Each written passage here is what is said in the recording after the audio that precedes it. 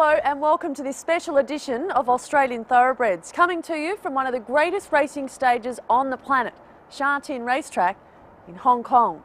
In December each year, this course plays host to the rich and prestigious Cathay Pacific International races.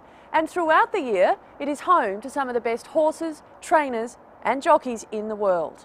In this show, we catch up with some of the leading players in Asian racing, including John Size, John Moore and champion rider Darren Beadman. Plus, we showcase the efforts of Australian-bred horses on this stage and beyond.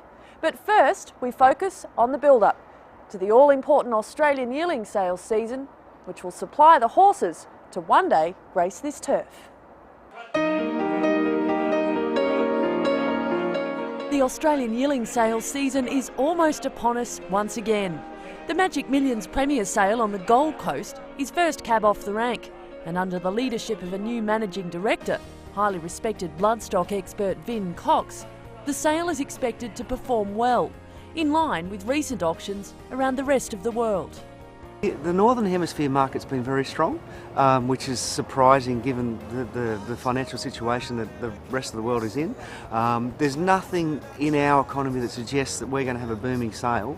I'm hopeful that we'll have a sale that's similar to last year, with any luck a little bit stronger. As usual, the Magic Millions catalogue offers great depth.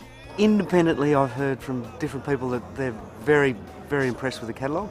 Obviously, we're going to say that, but we're pretty confident we've got a very good lot of horses. Having produced an array of top-class horses on Australasian racetracks in recent times, buyers are expected to rally strongly for the sons and daughters of Fastnet Rock. Oh, I don't think there'll be any dispute that Fastnet Rock will be amongst the most sought-after stallions at any sale this year. And obviously the usuals like Reduced Choice and Costa de Lago and those sort of stallions. So there's a very good cross-section. And whilst Fastnet Rock is expected to be the high performer of the sale, the rest of the stallion ranks offer plenty of depth. Increasing depth to the stallion ranks now with some great young stallions coming through, and how are you seeing that impact on various sales? Well, it will be certainly a very exciting time. As you say, lovely young size coming into the marketplace.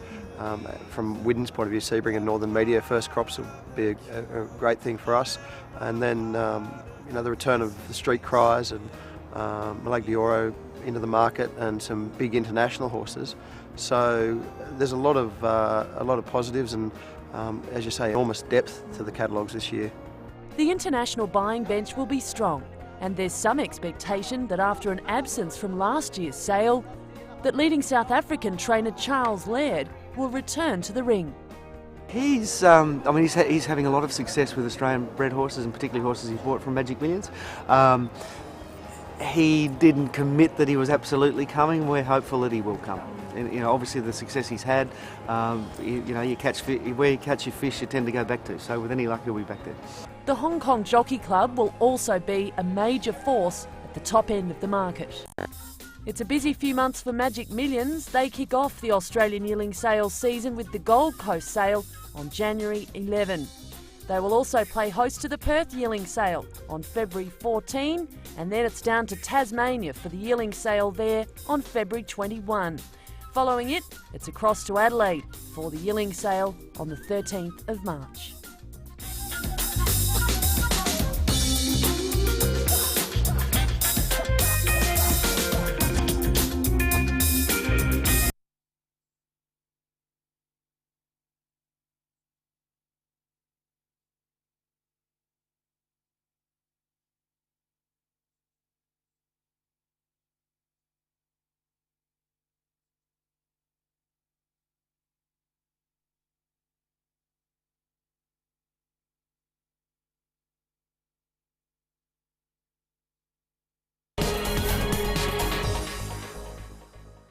Welcome back. You're watching Australian Thoroughbreds in Hong Kong. Racing in this part of the world is intense. It's high pressure from the minute horses step into this saddling enclosure. They not only carry the heavy weight of expectation of punters, but also the people that own them, train them and ride them. So what is it that makes the Australian Thoroughbred thrive in this part of the world year in, year out? I ask the best, why? Hong Kong is one of the most ominous training centres in the world. Set in a challenging landscape, it's tough for horse and rider to climb to the top. Last season, an Australian topped the Trainers' Premiership. After an epic battle with Tony Cruz, John Moore won out to secure his first title since the mid-90s. Instrumental in his recent success were Australian-bred horses and a champion Australian rider, Darren Beadman. It's a great team effort from the staff and everyone, and it's a long season here, and it's hard for the horses because they don't get to see, they don't get a paddock or anything, so you've got to try and put them in cotton wool where you can and let them enjoy it as much as they can as well. Australian Thoroughbreds make up at least 50% of John Moore's current team of horses in training at Sha Tin. Each year, he combs the country's major yearling sales to build his stable. We don't go to New Zealand. We haven't had the greatest of luck over there, so we really focus more on the Australian scene. So we'll kick off at the Magic Million, followed by the Classic, and then Melbourne, Adelaide and Sydney. One of the best horses Moore has sourced from Australian sales in recent years is Inspiration, winner of the 2008 Hong Kong International Sprint. He was quite a handy griffin, and then he hit a bit of a flat spot. It's quite hard for horses to come out of griffin age group into, say, a Class 3, Class 4 3-year-olds, because you're running against horses that are 6 and 7-year-olds, and sometimes you've got to give them weight. And with the pressure of the race and all that sort of thing, all those things combined, sometimes they just hit a flat spot and they don't really find their level until they become that little bit more seasoned. And Inspiration was a classic example of really hitting his straps later on in his career.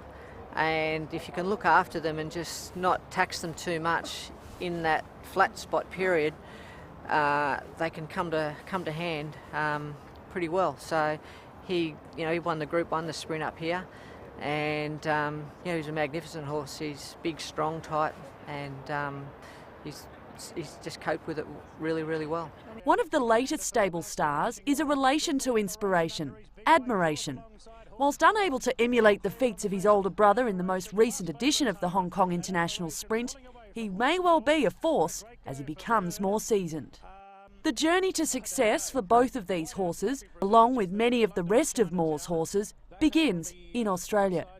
George, my son, now has taken over the bloodstock side buying, so he'd attend most of the sales, I think, except Western Australia.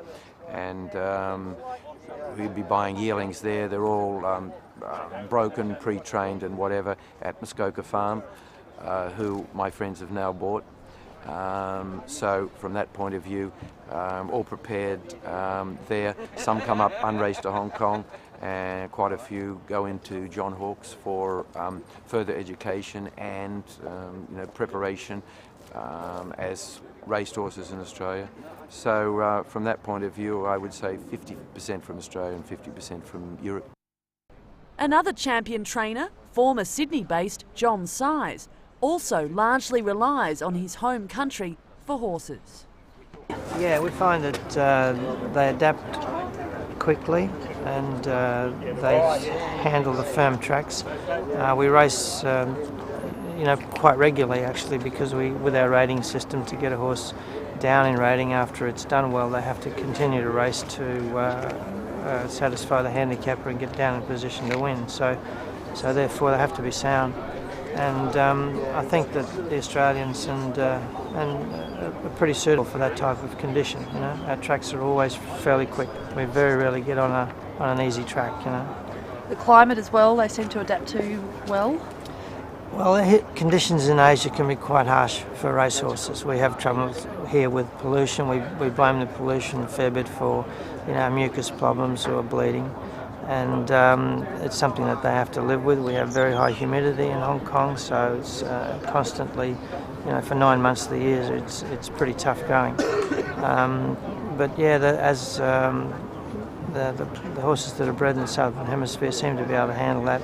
They make the adaptation quickly, and they race continuously and consistently.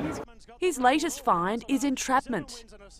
In his first season in Hong Kong, he won 7 races and is now competing at the top level. He was a very surprising find. He showed plenty of ability before he came to Hong Kong, but when he started to race here, he showed a good aptitude for his job, and every time we took him to the races, he improved or did what he had to do to win. He's been a horse that's quite versatile with track conditions. I think that probably he's better suited on a track that's not fast, but every time there's been a track that's not perfect, he's done very well. He's won 2 races on the dirt track here on his way through. So, he's a real racehorse. He just wants to win a race. So, for reasons of sheer